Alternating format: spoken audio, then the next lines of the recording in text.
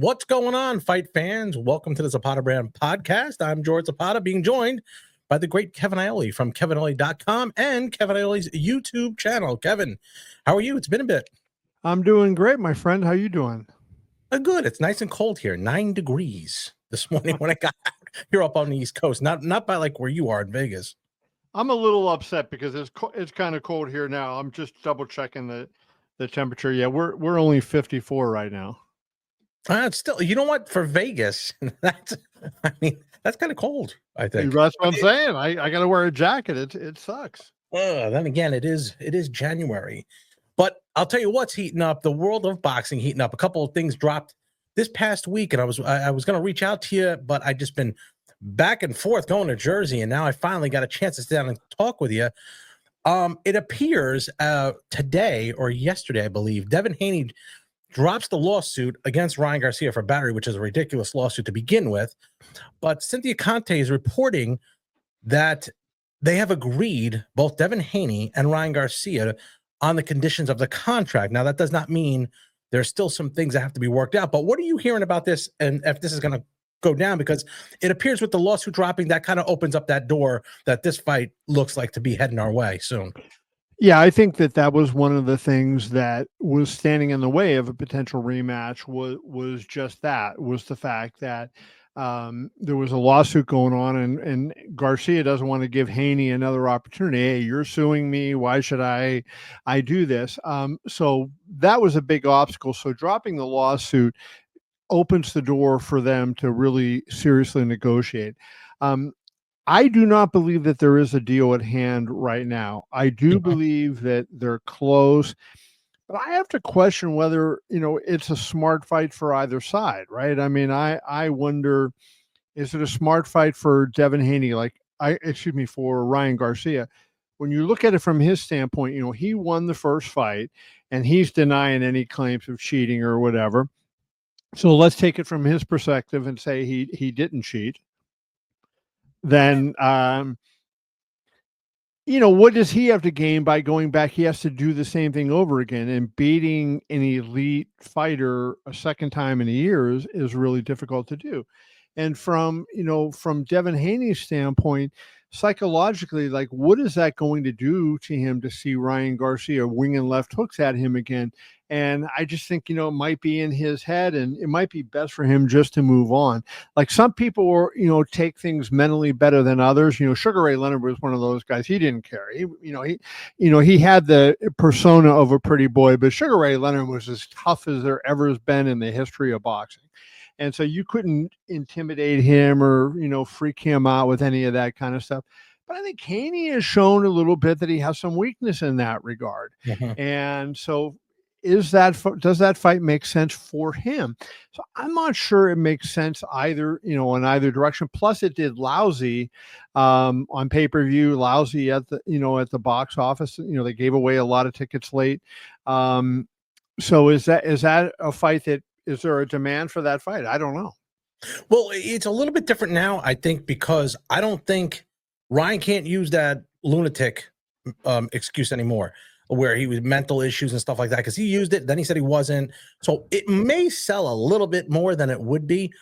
But as far as Devin Haney goes, is this and I'm using this word just because it's the Mayweather effect, meaning you can't lose. And all of a sudden he lost, and that could do a lot of weird things to you, like you said. Do you think that I think that's more of a factor than it being just a lousy matchup for both? Well, that's what I was saying when I talked about the fight from Devin's standpoint, right? I mean, he didn't just lose, a close decision. He got dropped how many times, really was pummeled, and against a guy that he thought he was going to destroy, because, he saw the goofiness that Garcia was doing before, and then, the fight, and he was drinking in a park with his girlfriend, before, instead of cutting weight, and all these different things that, that were going on. And Haney's got to be looking at that, oh my God, this is going to be an easy fight. Then he gets out there and he finds out, hey, Ryan is a pretty good fighter, and he's got a legitimate power and a legitimate left hook, and, blah, blah, blah, blah, blah. I think when you cut it down, Devin is the better technical fighter. but I think Ryan might be the better fighter, right? The tougher guy and the guy that, is not going to quit when the chips are down. So I think that's a tough. That's why I say from Devin's standpoint, I'm not sure I like the fight. Let me ask you, if you were a betting man, and as you know, I am. Congratulations. Yes, how about it? I'm on a run. I am on a run at the casinos. Does this fight happen? Because and I'm saying this because Kevin, you and I have spoken since before the holiday. It is really slow going here. And you see it just on your YouTube channel when you have an elite fighter like a Keyshawn Davis on, the numbers are low. When you have an MMA guy on, through the roof. I mean, it's Right. going through the roof. Do you think that they have to almost force this fight and really pump it up to be really good? Because there's nothing going on. Yeah, well, I mean, I think, hey, look, February is going to be a big month for boxing. We start with Benavidez and Morale. Then you got that incredible February 22nd card. You got Keyshawn Davis fighting. February is a big month for boxing. Mm-hmm. A lot of really good fights. Diego Pacheco has a fight coming up. He's a good young fighter that people like to watch. I think, things are starting to turn around. And I don't know if you saw the tweet the other day that the Ring Magazine account put out, but they had put out that Turkey Al-Sheikh is working on this list of fights and getting fights made for 2025. That was incredible when you look at it, right? I mean, it's like the dream fights. Now, if you could get half of those fights made, it's going to be an incredible year. And here, I'm just pulling up the tweet on this. I'm going to read some of these fights because when you see it, okay, the ring can exclusively reveal the Turkey Al-Sheikh. No, Turkey Al-Sheikh owns the ring, so we kind of know who the source of the story is currently in advanced negotiations to finalize deals for upcoming fights with Canelo Alvarez, Anthony Joshua, Terrence Crawford, Naoya Inoue, Ryan Garcia, Devin Haney, Shakur Stevenson, Teofimo Lopez, Dio Pataya, Chris Eubank, Connor Benn. That fight was made today. Right. So Pitbull Cruz, William Zepeda, Martin Piccoli, Anthony Yard, and Adam Azim. So think about it. I mean, how many, that includes most of the biggest stars in boxing now. So obviously Turkey is getting very directly involved in getting a lot of these fights made. And it's funny you bring up Turkey because I was just thinking about this before we got on here. Okay, for two things. One, I did like the Ring award show. That was actually pretty good. That was nice. I thought it was good. It kind of put the boxers out there. What is the end game here? And I'm saying this because is it me or do I feel there's some shoe that's going to drop here? Because there's no possible way someone can lose. And we're talking millions of dollars. Now, he might have a ton of money, but I don't know what he gets paid or how that even works.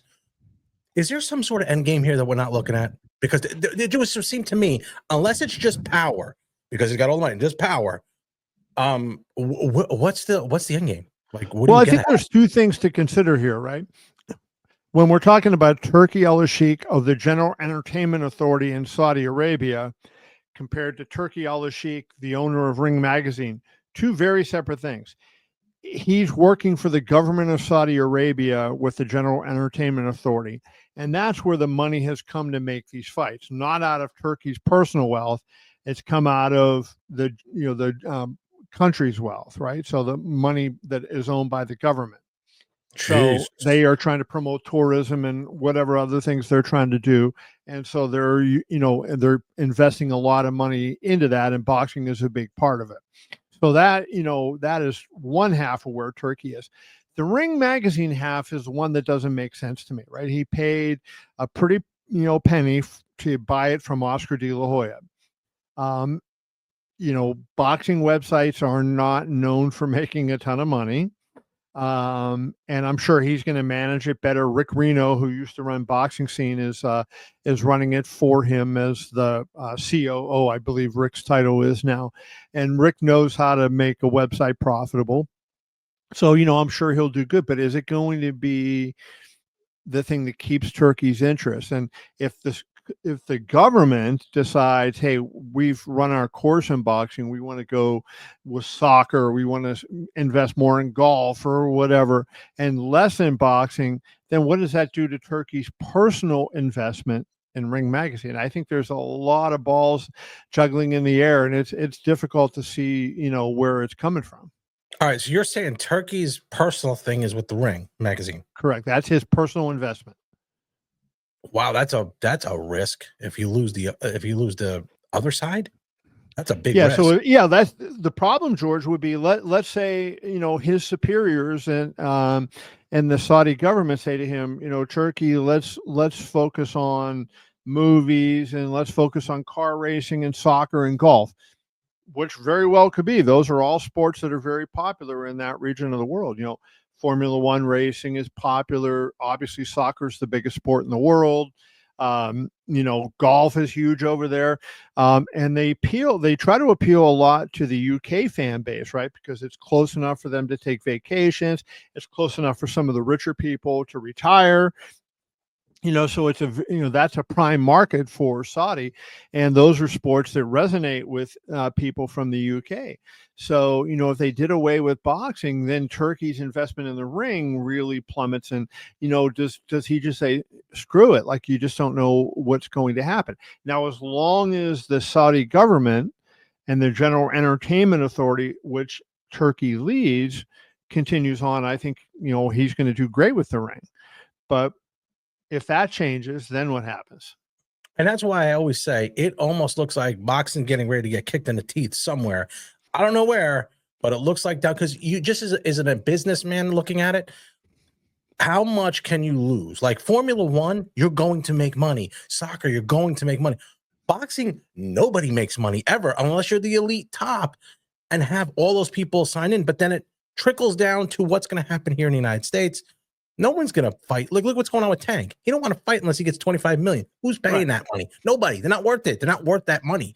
So if they're bail, that hurts the boxing market here and the boxers here, because no one's paying that kind of money. Well, when you look at it, right? So if you're a boxer, most boxers, unlike MMA fighters, which a lot of the MMA fighters have collegiate backgrounds, they were college wrestlers. They've been educated to a certain degree, right? Most boxers come from a really low socioeconomic status, right? And were poor growing up and everything. So they don't have education. They make 25 million one fight. They don't feel the need to ever fight again. I'm set for life, right? And how fast that money can go when you buy 30 cars and 3 houses, and you're chartering planes to fly everywhere. That money goes away very quickly, and you're paying the government its whatever percent that it wants all the time. So I think that boxing, is just, but if you look at the UFC, it gives you at least a roadmap of what it takes. So Dana White and Lorenzo Fertitta closed the deal to buy the UFC in January of 2001. In middle of 2004, they were $40 million in the hole, and Lorenzo told Dana to sell the UFC. At that same time, they were starting The Ultimate Fighter, which they had to bankroll themselves because they couldn't get it on TV. They couldn't do it anywhere. And by about 2006, they started turning a profit. So it took them 5 years of very consistently doing the same thing. I think that's what it would take in boxing.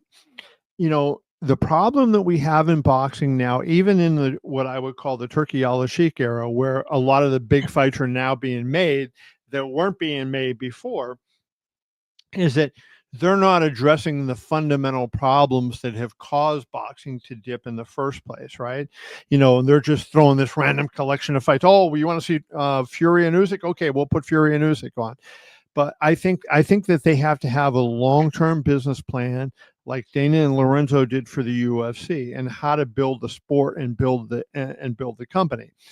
If that gets done in boxing, I 100% believe boxing can come back and be where MMA is now, because it's that popular of a sport.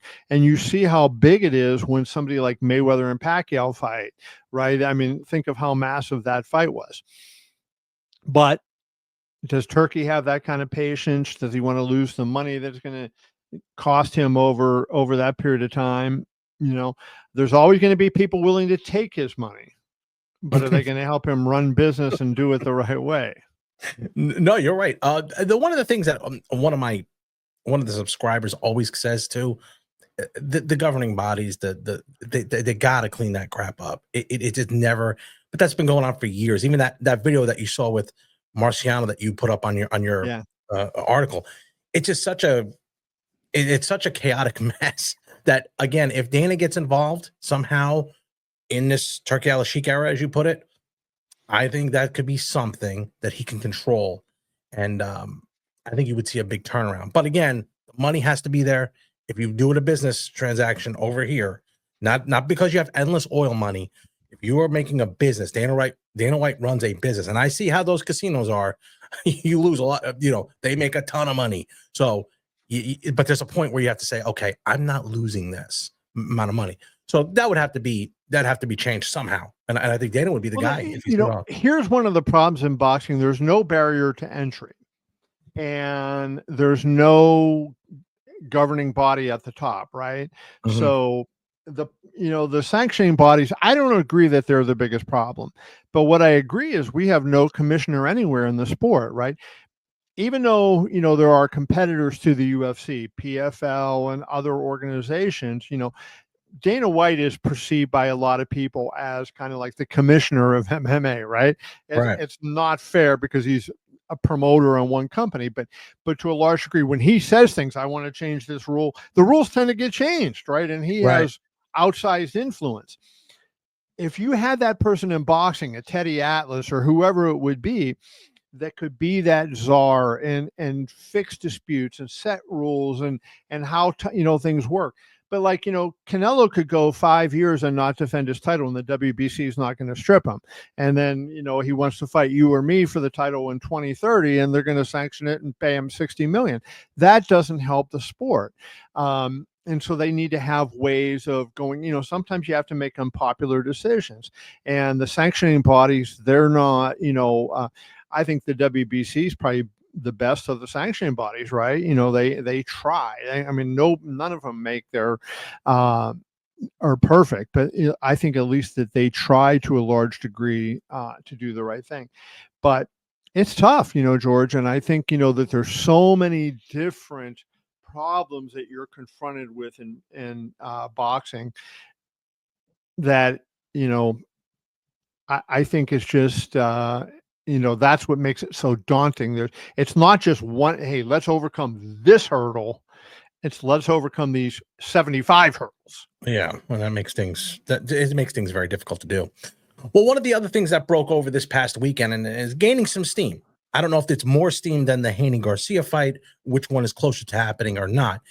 Canelo Alvarez, apparently, when he was out at the Ring Magazine award show, apparently he's agreed to fight Terence Crawford, and both have agreed to fight in September in a mega fight.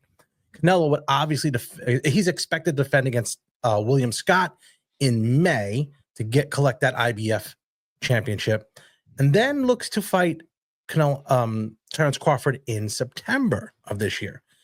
Now, that seems way more off than Garcia. However, this is gaining some real steam. Have you heard anything? And is this one something that most likely is going to happen? If I had a bet, I would bet that fight occurs, right? I think that will happen. Canelo didn't want it. And I understand from one standpoint why Canelo didn't want it.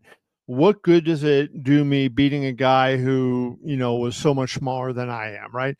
Crawford just fought his most recent fight at 154. That's still 2 weight classes down from where Canelo is. And Crawford wasn't as dominant at 154 as he was at 147. So I get from, Canelo's side, the hesitation.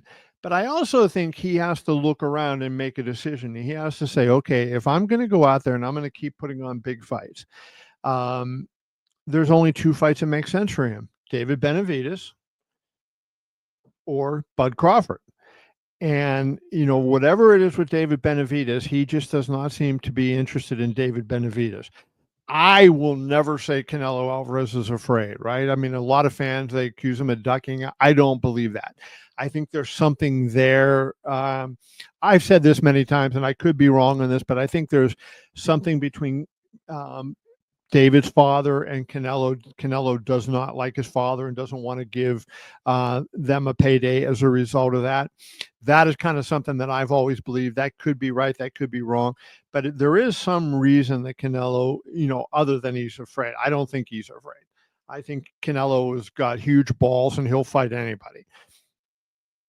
But so as a result, if you put Benavidez out, then the only other opponent that really jazzes people up for Canelo would be Crawford.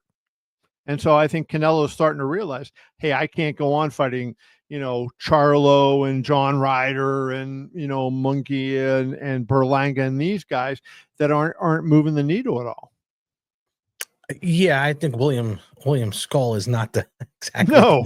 gonna. I mean that looks like it's gonna happen in May. Have you And heard that's that? Canelo's belt that he gave up That makes no because sense. the IBF ordered him to fight Skull. You talk about sanctioning body problems. Like, duh, why would he want to fight this guy?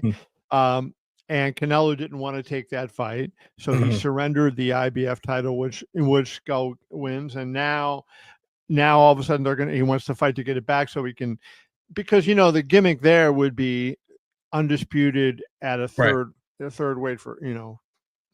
Now, with this fight, I don't think it's going to be that close. I know people, and I've counted them both out, and I always said I would never count either one of them out, and I always bet with them. Now they're fighting each other, so I got to make a really bad pick. I don't think it's going to be that close. And the only reason is I think Crawford did not look good in his last fight at that weight. And now he's going up a little bit more. Yeah.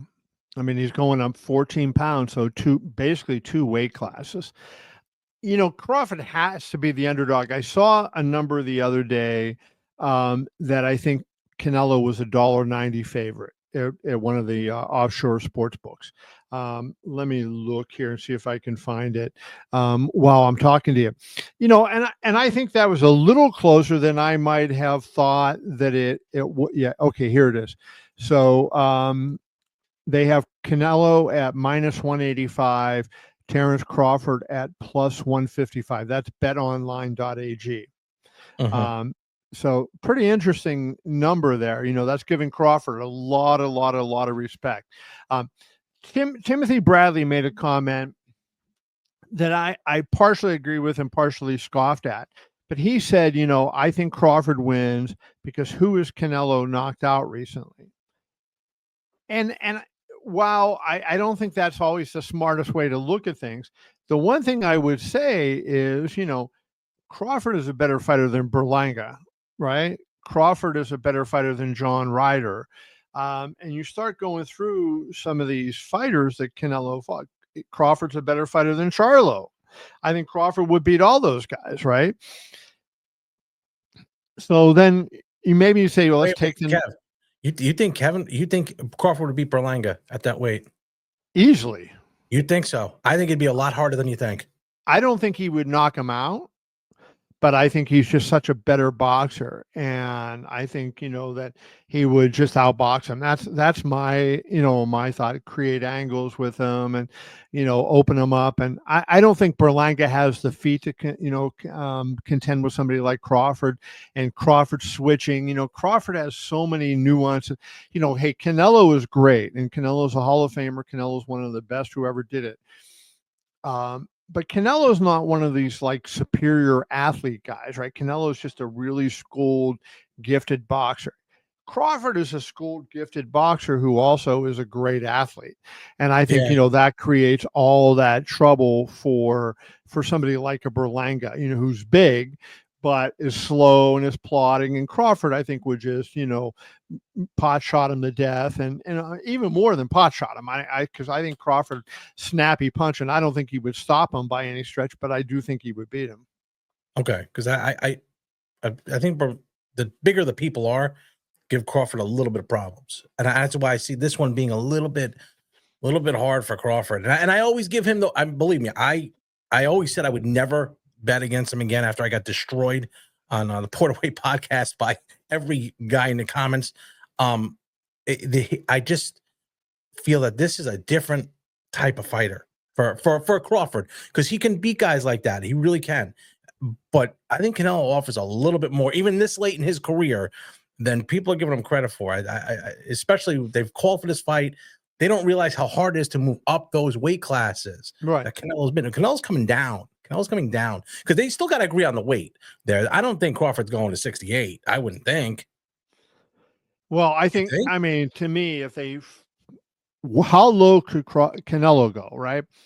Boy, I don't Could not Canelo go to much. 165? I think he could make 65, but it would be a stretch for him.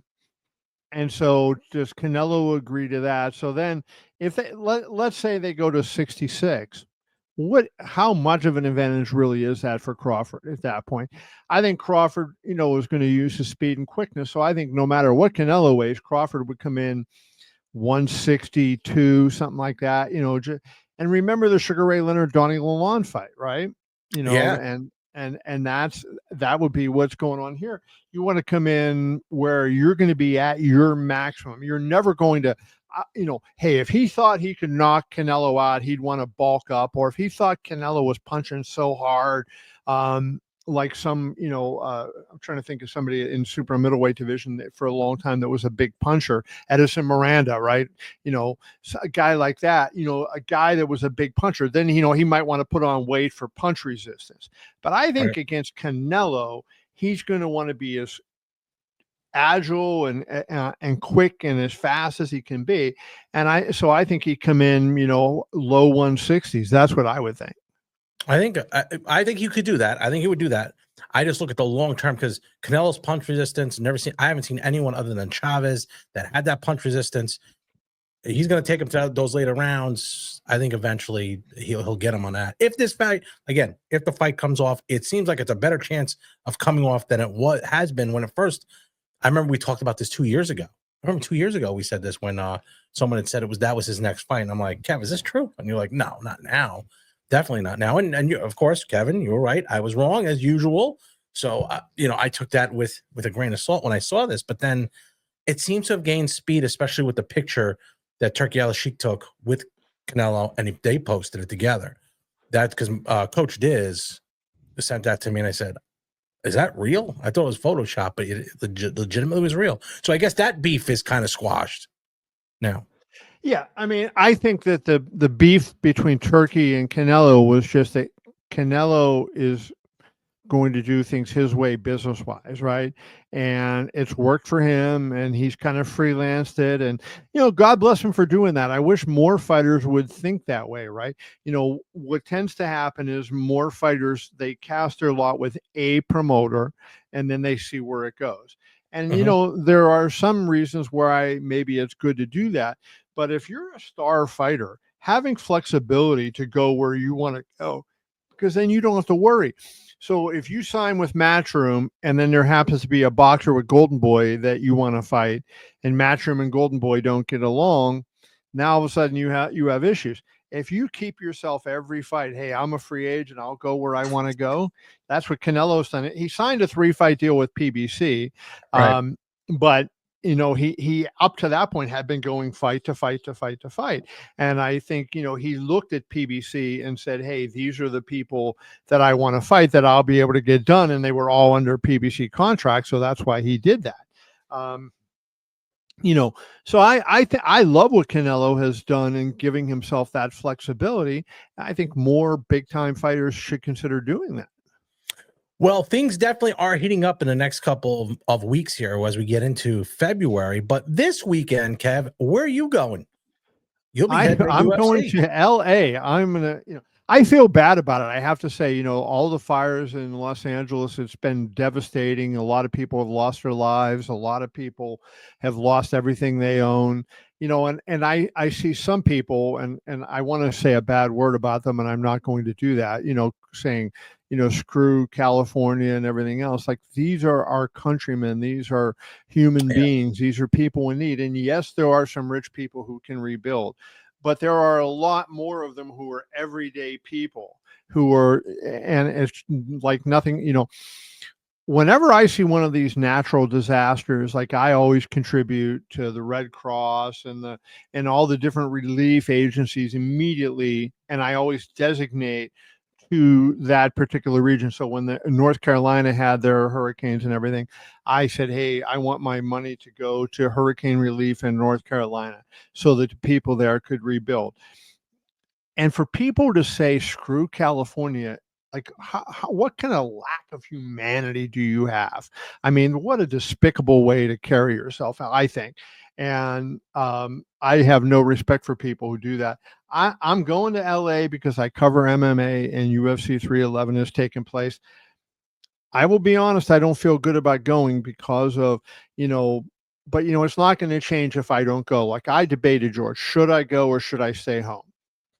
And it would be a symbolic thing and it wouldn't change anything because my reason for not going is, hey, I know the people who are victims of the fires. They're not going to, me being there or not being there is not going to improve their lives one little bit.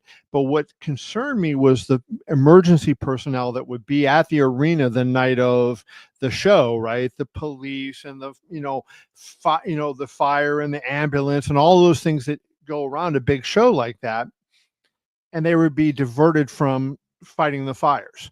That was my concern. But then I realized, I said, you know what?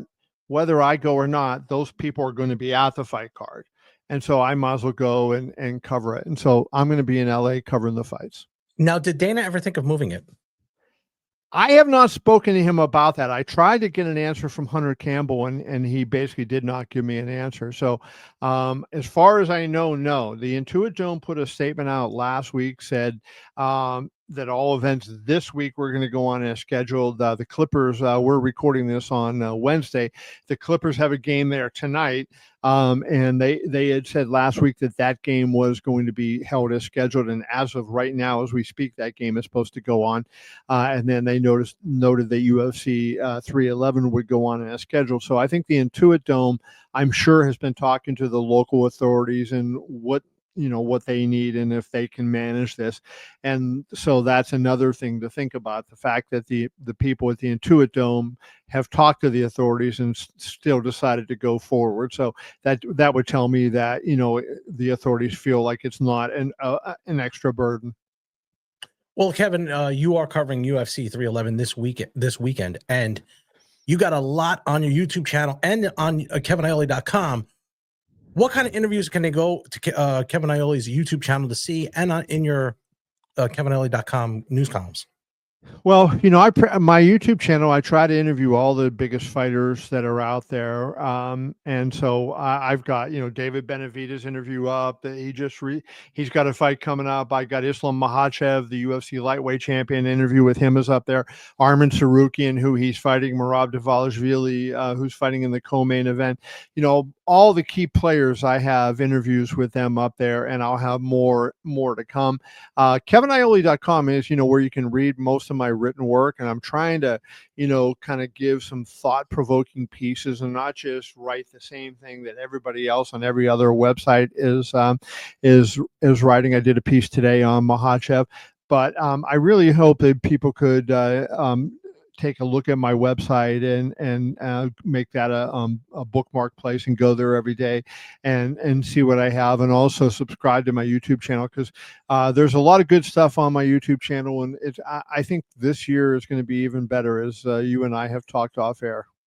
Yeah, this year is going to be a big for KevinIole.com and also for your YouTube channel. There's some things in the works there that are going to blow people away. Kevin, anytime we go to Combat Sports on my channel, I reach out to you because I know I'm going to get the best content. And of course, I get to see Kevin Iole right across there on the other side of the glass with me. Kevin, as always, it's good to see you. I'm sending out Michelle's cookies to you and Fred Sternberg this week. Fred Sternberg is getting cookies? So are you. Well, he told me to send yours to him. Right. I thought I was getting these cookies. Now half of my cookies are going to him. Unbelievable, I tell you. But she's excited to make them. We've been back and forth from New Jersey for the last 2 weeks, so finally get a little bit of downtime, and hopefully we get these out for you. Can you ask Michelle a question for me, though? Sure. I haven't seen her and got a chance to talk to her, but I know the Flyers played the Golden Knights, and I can't remember what the score of that game was. Can you see if she remembers? Yeah, sure. Certainly. I'll let her know what her answer was. When I talk to you tomorrow. All right, brother. All right, Kevin, good to see you. Always Kevin Iole from KevinIole.com and Kevin Iole's YouTube channel. Like and subscribe to his channel. Like and subscribe to my channel as well. And check him out on KevinIole.com to get all the latest in combat sports news. Kevin, as always, good to see you. Thank you, brother. Thanks for watching the Zapata Brand podcast. Please subscribe to the podcast and listen where all podcasts are available.